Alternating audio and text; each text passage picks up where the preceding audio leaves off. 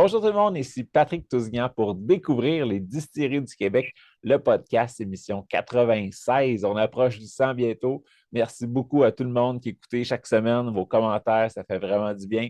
Cette semaine, on se transporte à Shefford. On a déjà parlé avec Distillerie Shefford.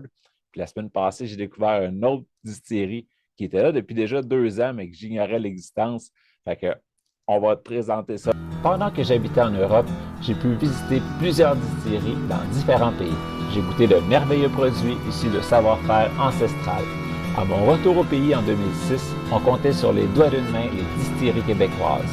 Heureusement, les lois ont changé et maintenant, des dizaines de passionnés peuvent nous inventer les alcools du terroir.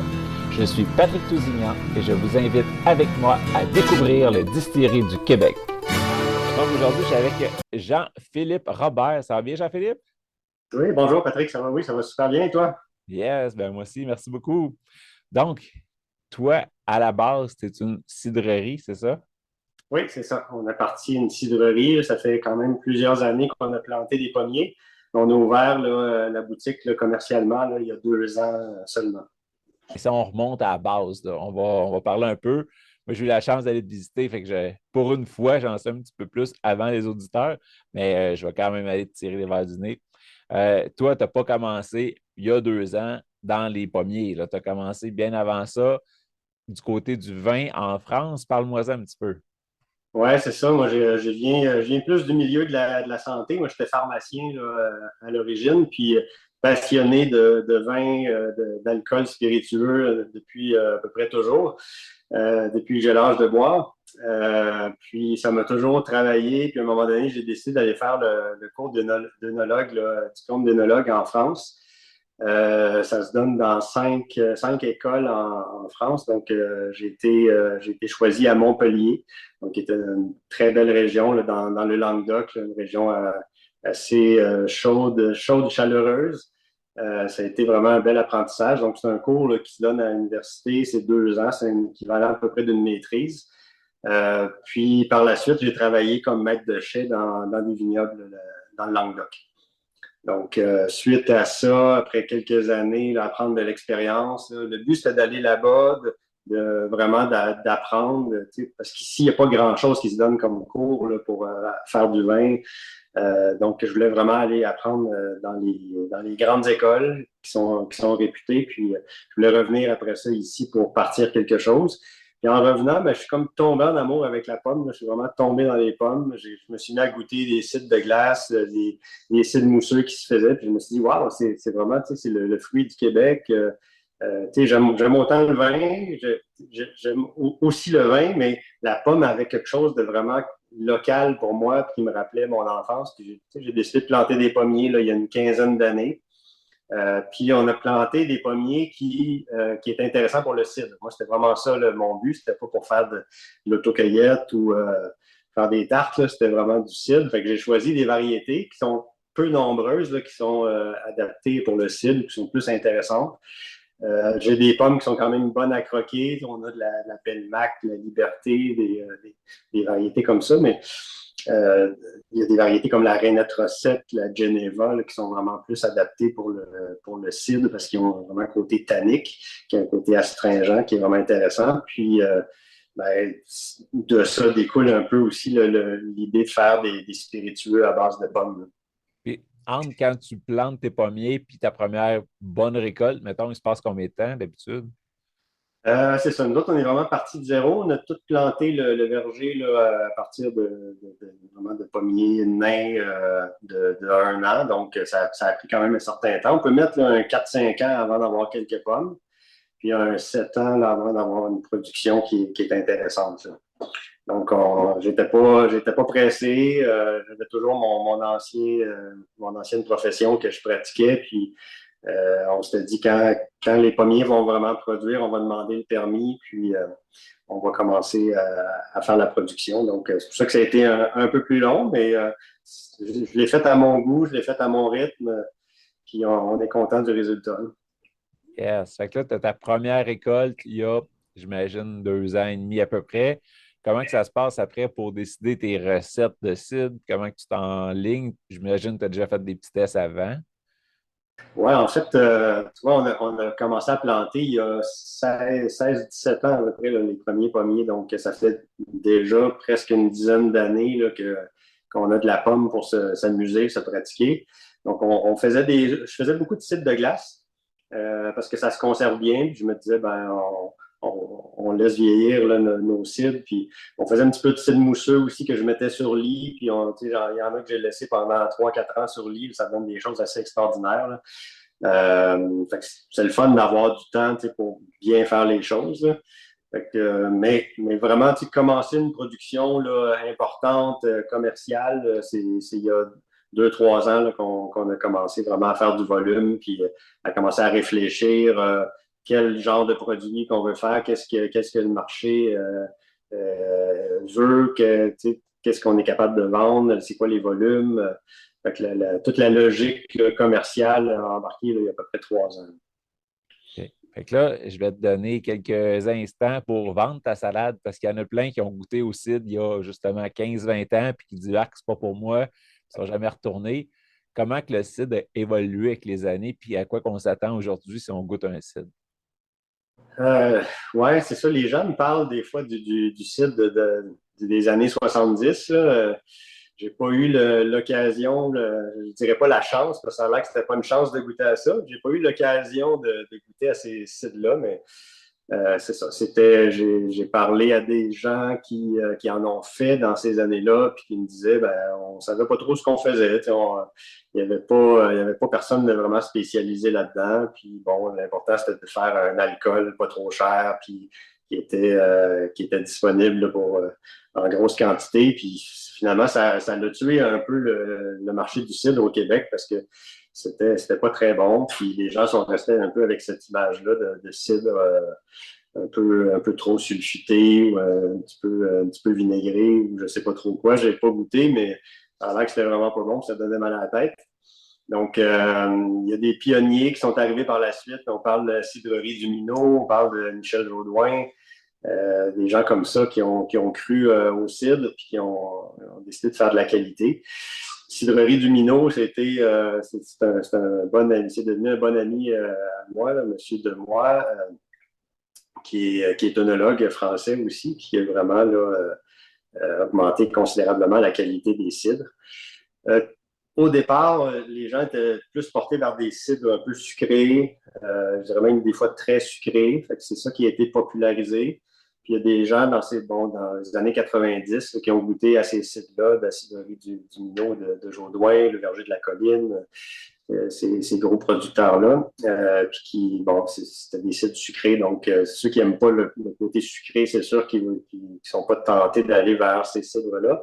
Mais je dirais que depuis 5 ans, là, la tendance, c'est vraiment d'aller vers du cidre sec. Des cidres vraiment qualitatifs. C'est fou là, ce qui se fait dans le cidre. Là. C'est un peu comme les bières de microbrasserie, là, que ça a explosé. Mais le cidre, c'est pareil. Là. Les cidres à tous les fruits possibles, des cidres en barrique, des cidres avec des macérations de raisins. On a de tout. C'est vraiment là, le monde entier là, du cidre nous regarde aller et disent Waouh, qu'est-ce qui se passe au Québec? Là? C'est fou parce que ça n'avait pas bougé. Tu sais, le cidre français, le cidre anglais, c'était un peu le même style depuis des dizaines d'années. Puis nous, on arrive puis on s'éclate, puis c'est vraiment le fun. Je pense que tranquillement, on va aller vers un entonnoir qui va se faire, puis qu'on va aller vers certains classiques là, qui vont rester. C'est pas tous les cidres aux fruits qui vont trouver une popularité, mais c'est le fun d'essayer, c'est le fun de proposer des choses, puis les gens recherchent ça. Ils rentrent dans une boutique où il y a des cidres, puis ils disent, bon, c'est quoi qui est nouveau là, que j'ai pas goûté, là, puis ils veulent essayer vraiment des nouvelles choses. Puis, fait que, il y a des classiques là, comme le cidre de glace que moi je fais toujours, que les gens apprécient beaucoup, mais ça se boit beaucoup moins. On dirait que les gens ne savent pas comment le boire ou à quelle occasion le boire, donc ils s'en fait moins au Québec qui s'en est fait là, il y a 15-20 ans. Mais ça reste un produit phare. C'est notre produit québécois là, le plus intéressant, je pense.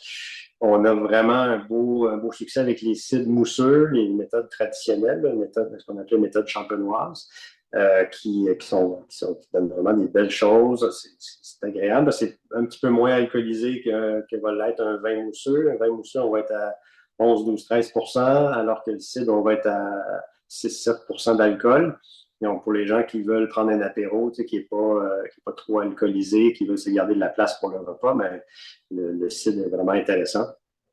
Puis, il y a toute la catégorie des cidres bouchés aussi qui est vraiment un bel avenir. Là, les cidres un peu troubles, il y en a plein qui font des cidres nature, là, donc des produits non sulfités.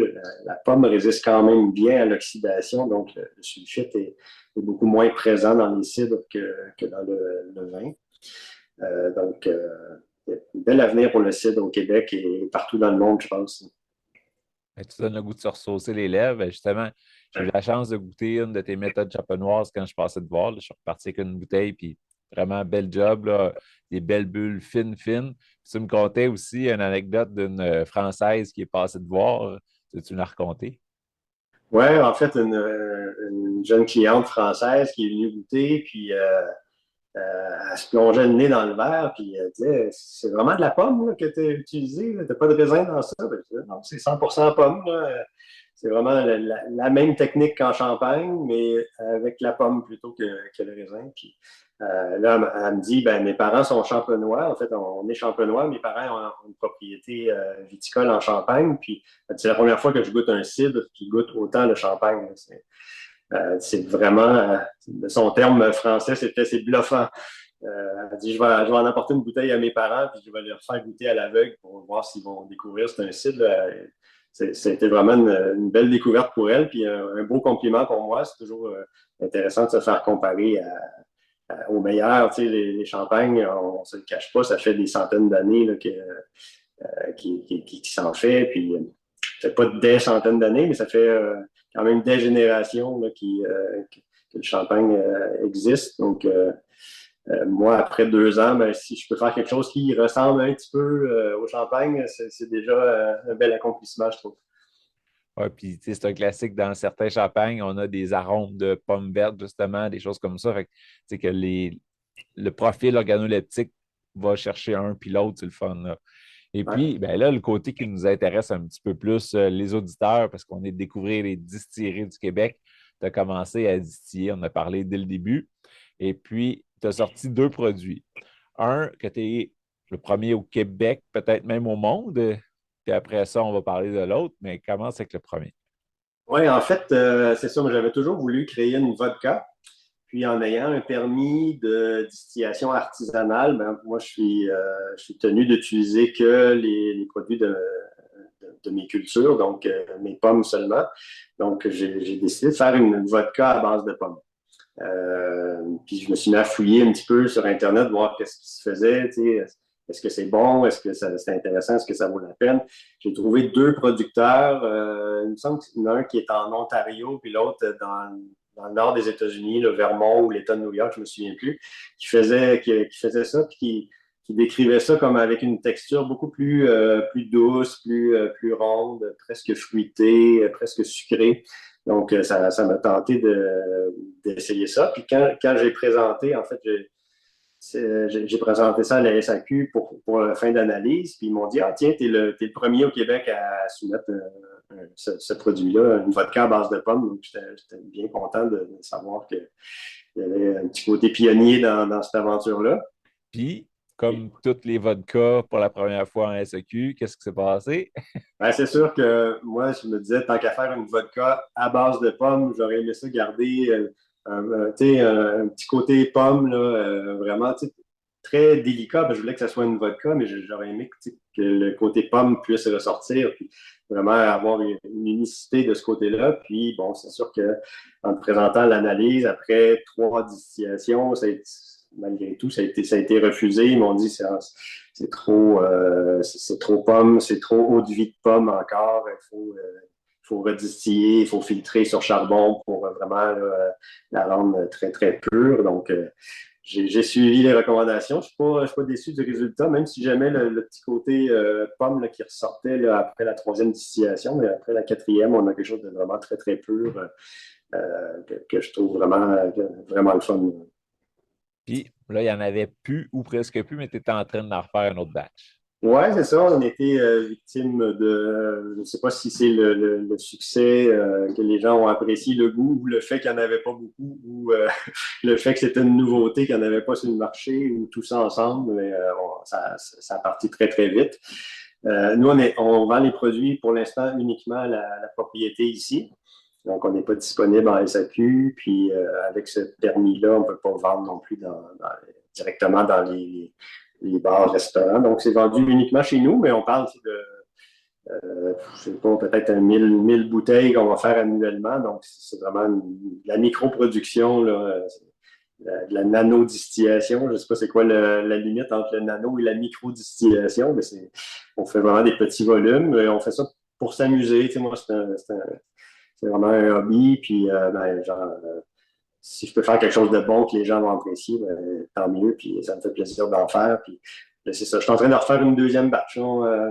On a juste une récolte par année, donc je ne peux pas en produire en continu. Donc, c'est le fun aussi parce qu'avec le cidre, on a quand même des résidus. Tu sais, on a des lits, des courbes là, qui normalement étaient jetés, que là, je récupère pour la distillation. Donc, je peux les repasser en vodka. Je prends quand même une bonne quantité là, de belles pommes là, pour la vodka. Là. On parle à peu près 8 à 10 kilos de pommes là, pour faire une bouteille de vodka. Donc, c'est quand même... ça en prend de la pomme. Là.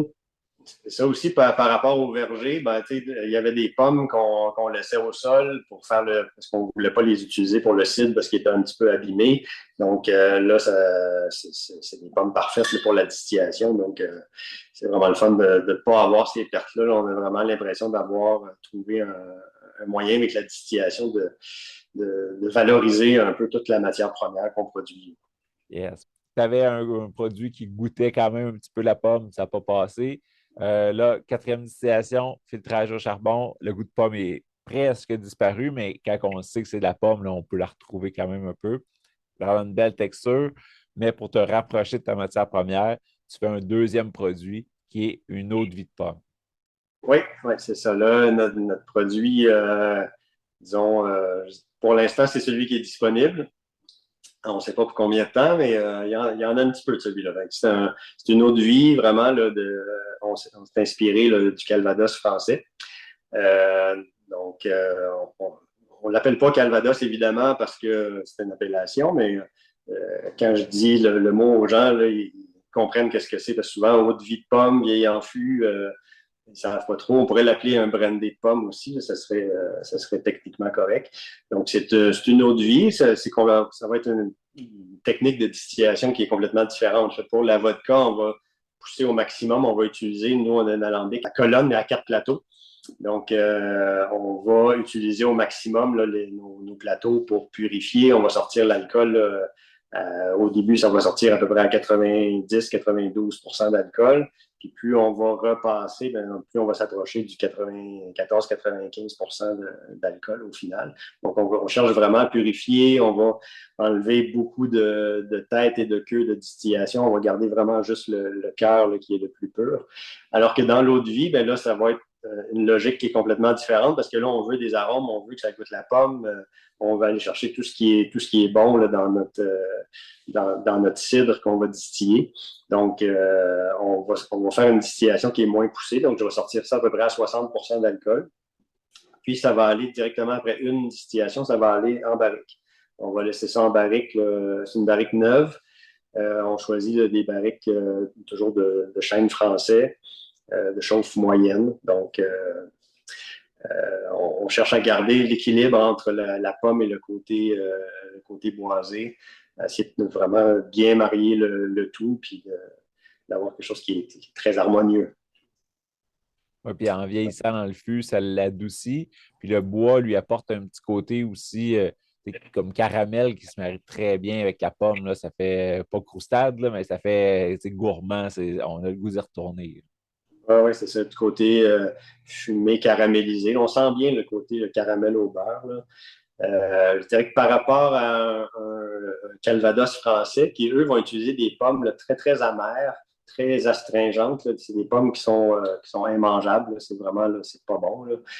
Puis eux, ils vont les laisser Ils vont les laisser maturer. Ils font des tas de pommes là, dans le verger. Ils vont les laisser maturer comme ça. Les pommes ramollissent. Ils vont gagner en saveur. Fait que quand ils distillent, ce côté pomme-là va être très, très présent. Alors que moi, j'utilise des pommes qui sont peut-être moins amères, qui vont être des pommes plus à croquer. Donc, ça va être beaucoup plus doux. On va moins sentir là, cette puissance de pomme-là. On va plus sur le côté le fondu avec le bois. Le bois va marquer un petit peu plus là, que dans le cas du Calvados. Donc, c'est différent. C'est notre alcool québécois. C'est la typicité de nos pommes. Ah! Ouais, c'est l'heure de la dégustation. L'heure de la dégustation. Donc, on a ici la vodka et notre eau de vie.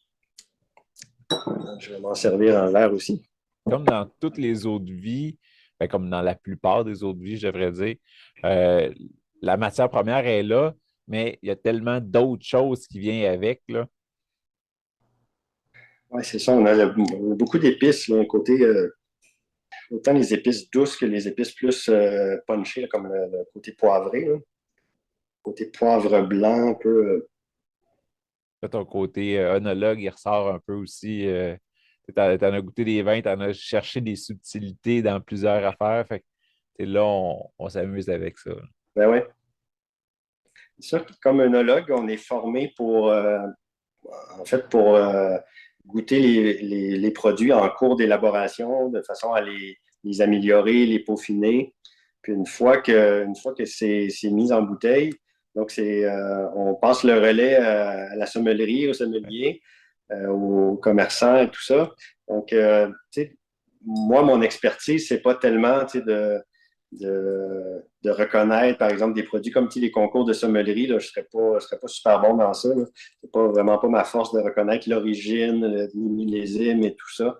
Mais reconnaître des défauts dans un produit, de savoir est-ce que c'est-tu bouchonné, c'est-tu trop sulfité, c'est-tu la malo a-t-il été faite, des choses comme ça. Là, les œnologues sont vraiment spécialisés dans ça. Puis des fois, ça devient un peu tannant parce que je suis toujours en train de chercher des défauts dans les produits. Puis ma conjointe me dit, ben, peux-tu juste apprécier ce qui est bon?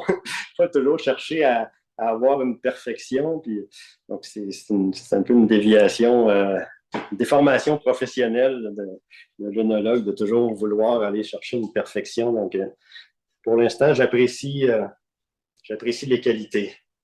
On ne cherchera pas les défauts. Là, tu es autour de 40 il me semble. Hein? On est à 40 ouais. Ça, puis en bouche, ça descend très bien. Oui, c'est 40 quand même, là, mais c'est pas comme un alcool de grain ou d'autres choses. C'est vraiment smooth. Puis là, en bouche, c'est vrai que le côté pomme confite, caramel, je le remarque plus là, en rétro-olfaction après. Ouais. Ce qui est vraiment intéressant dans ce produit-là, je trouve, c'est un peu ça, c'est la rétro-olfaction. On a ce côté très suave là, quand on le prend, côté chaleureux parce qu'on sent que ça réchauffe bien. Et la première respiration qu'on prend après, là, c'est là qu'on va chercher toutes les subtilités, les saveurs, le côté épicé, le côté là, vraiment tout ce qui rappelle la pomme, là, la tarte, les tartes tatin, tarte aux pommes, le côté cannelle, c'est là que ça ressort, mais toujours magnifié par cette puissance alcoolique là, qui est vraiment le fun. C'est un peu ça le côté spiritueux. L'alcool, c'est un support d'arôme. Ça permet là, aux arômes de monter jusqu'au nez, de vraiment révéler toutes les particularités. Donc, j'ai testé dernièrement quelques spiritueux sans alcool, là, des distillations. Je comprends qu'il faut limiter notre consommation, mais je pense pas qu'on va pouvoir réussir à diminuer beaucoup les taux d'alcool dans les spiritueux parce que c'est ça qui crée vraiment le côté intéressant de l'expérience. Je pense qu'il faut plus limiter nos quantités consommées que d'essayer de trouver des substituts. Mais je pense que les spiritueux sans alcool, là, entre guillemets, c'est plus pour la mixologie. Fait que si on veut se faire un Oui, mocktail, mais on va aller chercher des arômes qui se rapprochent de tel produit sans avoir l'alcool, mais c'est pas la plupart ne sont pas faites pour être bu pur, là, parce que c'est vrai qu'il Non, manque non. un gros quelque chose. Ouais. Il y a quand même des choses intéressantes, là. Tu sais, c'est le fun de voir qu'on peut aller distiller certains arômes là, qui vont rappeler certains spiritueux, mais c'est sûr que l'expérience n'est pas complète. Puis là, juste pour moi, dans ton ballon, je te voyais là, le brasser comme un vin. Qu'est-ce que Oui. ça va apporter à la dégustation puis à- aux arômes de l'ouvrir comme ça, de le brasser? Ouais, encore là, moi, c'est ma manie d'œnologue. J'essaie toujours de prendre un grand verre pour vraiment là, aller chercher tout ce que le produit peut me donner. Je te vois avec ton verre plus approprié pour les spiritueux qui va concentrer peut-être un petit peu plus les arômes au niveau du nez, qui va garder un petit peu plus là, moi, je cherche à ouvrir vraiment le produit pour qu'il me révèle toutes ses subtilités. Puis le fait de l'aérer comme ça va augmenter l'expérience, mais c'est peut-être pas effectivement le meilleur verre pour boire les spiritueux. Ben, moi, j'étais à la même place que toi, tu sais, plus ben, en le promenant, selon moi, là, je ne suis pas un expert, mais tu sais, tout le petit peu qui colle sur le bord, lui, va s'évaporer, puis c'est ça qui va nous emmener des arômes, puis ça va comme s'il était dans le verre depuis un petit peu plus longtemps, parce que oui, les arômes primaires sont sortis en premier, fait qu'après ça, il y a d'autres choses qui s'en viennent. Fait que moi, je trouve que c'est une bonne idée si tu veux plus rapidement découvrir un produit au complet, de le brasser un peu, de l'emmener autour du verre comme ça pour qu'il commence à s'évaporer. Mais je ne sais pas si c'est la vraie technique, là. Ouais, je sais pas. On l'apprécie chacun comme on veut. Moi, ce que j'aime, en fait, là, souvent le soir, là, je vais me prendre juste un fond. Je mets ça dans un verre ballon comme ça. Je prends juste un fond là, de spiritueux. Puis, juste le sentir, là, ça me satisfait. Là. Je vais le brasser, je vais le sentir. Tu sais, ça va prendre une demi-once, puis ça va me durer toute la soirée. Là, puis, mais ça me satisfait juste vraiment de sentir les arômes, puis c'est quelque chose de réconfortant, si on veut. Puis à mesure que le verre respire, qui te va depuis plus longtemps, là, je suis quasiment comme de la cassonade. Tu sais, ça me rappelle justement croustade, puis tout, là, c'est quasiment un dessert, malgré qu'il soit à 40% puis zéro sucre. Mais tu sais, les arômes, là, c'est vraiment riche. Ouais. Ah, ouais. Il y a vraiment avantage à s'aérer un petit peu, puis une fois qu'on a passé là, la puissance alcoolique, là, il reste tous les arômes plus, je dirais, plus sucrés, si on veut, là, qui viennent, qui réussissent à devenir volatiles, là. Avec ceux qui sont en vidéo, Facebook, YouTube, vous voyez en arrière de Jean-Philippe les barils qui sont là, les fûts. Donc, ce produit-là, l'eau de vie vieillit, passe 2 ans en fût. Ouais. Puis là-dedans, tu as, aussi des cidres, il n'y a pas juste de l'eau de vie, là, dans ce qu'on. Oui, on a des cidres aussi qu'on élève en fût. C'est sûr qu'on n'a pas comme je vous disais, on n'a pas des grosses quantités, donc ça ne prend pas des tonnes de barriques. Moi, en fait, je travaille pas mal seul dans la cidrerie, donc je peux pas faire des milliers de bouteilles par année. Il faut que je m'occupe autant du verger, je m'occupe là, de la production des cidres, je m'occupe de la commercialisation, les livraisons. J'ai ma conjointe qui me donne un coup de main là, pour ce qui est commercialisation, marketing et tout ça.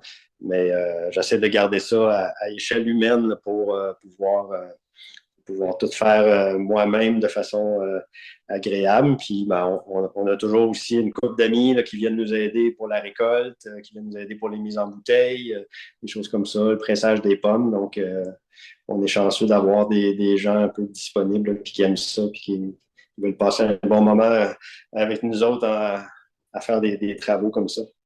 Je me rends compte, ça fait une demi-heure qu'on parle, puis on n'a même pas nommé le nom de ta place.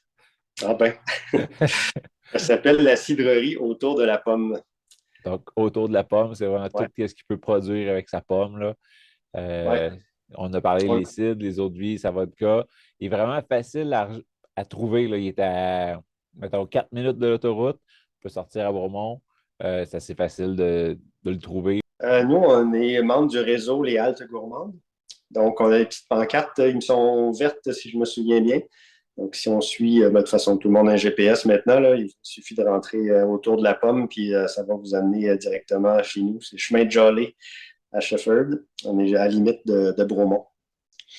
Donc, pour revenir au nom autour de la pomme, pour moi, c'était il y avait un double sens à ça. Donc, on aime tout ce qui a rapport à la pomme, donc tout ce qui tourne autour de la pomme. En même temps, moi, venant du monde du vin, j'ai travaillé le raisin quand j'étais en France. Puis quand je suis revenu au Québec, ben, maintenant, c'était autour de la pomme. Donc, j'hésitais dans quelle façon que j'allais l'écrire. On a choisi de l'écrire autour en un seul mot. Donc, c'est là un peu l'origine du mot. Puis, on a une gamme de cidres qu'on appelle les cidres complices. Donc, ça, c'est la complicité entre moi et ma conjointe là, pour avoir un peu suivi ce rêve fou là, de partir en France pour se former avec les deux jeunes enfants, puis partir des projets comme ça. Donc, j'ai été chanceux d'avoir quelqu'un qui était aussi fou et passionné que moi là, pour le monde du vin et des alcools. Puis ta gamme complice, c'est ça qui est avec d'autres fruits aussi, différents fruits, c'est ce que c'est ça? On en fait à la Camerise. Donc, on a des cidres plus d'inspiration nature là, qu'on va faire là, sans sulfite, sans aucun intrant, qu'on appelle complice nature et complice libre. On a le complice Camerise, puis on a un complice original qui est le premier qu'on a sorti, qui est maintenant disponible à la SAQ. C'est notre seul produit pour l'instant qu'on a distribué à la SAQ. Donc, plus sur le fruit, un peu le côté tropical, le côté ananas qui va ressortir dans ce produit-là, qui est vraiment le fun. Voilà, ça, c'est notre gamme complice. On a la gamme dans ma bulle, qui est des cidres plus d'inspiration champenoise. Puis, on a la gamme cuvée parallèle, qui est des cuvées là, avec peut-être un petit peu plus d'originalité, soit nos cuvées élevées en barrique, donc le fût de Bourbon, fût de Pinot Noir, puis on a des cuvées sur marc de raisin aussi là, qui rentrent dans la gamme les parallèles. Fait que j'invite tout le monde à vous suivre sur Facebook. Je pense que s'il y a des nouveautés, c'est là que tu vas les annoncer, mais que la vodka soit embouteillée puis qu'on puisse aller en racheter, ça va être là. Oui, on annonce tout sur Facebook, Instagram. On a un site Internet aussi transactionnel là, que les gens peuvent commander. Là. Donc, s'il y a des produits qui sont en quantité limitée, ben, on invite les gens tout de suite à les réserver sur notre site transactionnel. Puis après ça, vous pouvez passer quand vous voulez à la boutique pour les récupérer. Donc, voilà, on est ouvert là, actuellement les fins de semaine là, pour venir récupérer. Puis en été, automne, on fait déguster des produits aussi. On a toujours des dégustations. On reçoit les groupes. Donc, il y a possibilité aussi de faire des pique-niques dans le verger. Donc, belle région aussi à découvrir. Si vous n'êtes pas de la région, la région de Shefford, Bromont, beaucoup de possibilités sportives, vélo, marche en montagne. On peut monter le mont Shefford, c'est super agréable. Plein de choses à faire dans la région. Comme je disais, vous êtes à 10 minutes de Bromont Montagne d'Expérience avec ceux qui vont faire du ski, du vélo, n'importe quoi. Vous pouvez ramasser une petite bouteille en repartant ou à l'aller. Les cantons de l'Est, c'est vraiment beau. Fait qu'il y a des pistes cyclables qui passent aussi pas trop loin de chez vous. Oui, juste au bout du terrain, on a la piste L'Estriade là, qui permet d'aller d'un bar ou de l'autre, qui est vraiment super beau. Puis, si vous êtes vraiment dans une tournée alcool, Shefford a vraiment tout à offrir. On a un vignoble, on a une hydromellerie, on a une distillerie, on a une cidrerie, on a de tout. On a une brasserie, la brasserie La Ferme, qui est super belle à Shefford, qui vaut le détour. Donc, n'hésitez pas à venir faire un tour et à visiter tout ce beau monde-là. Yes, un gros merci, Jean-Philippe, de m'avoir prêté autant de temps matin. C'était très agréable, un beau produit. J'espère que le monde va embarquer et qu'ils vont aller te visiter le plus possible dans les prochaines semaines. Merci. Salut tout le monde.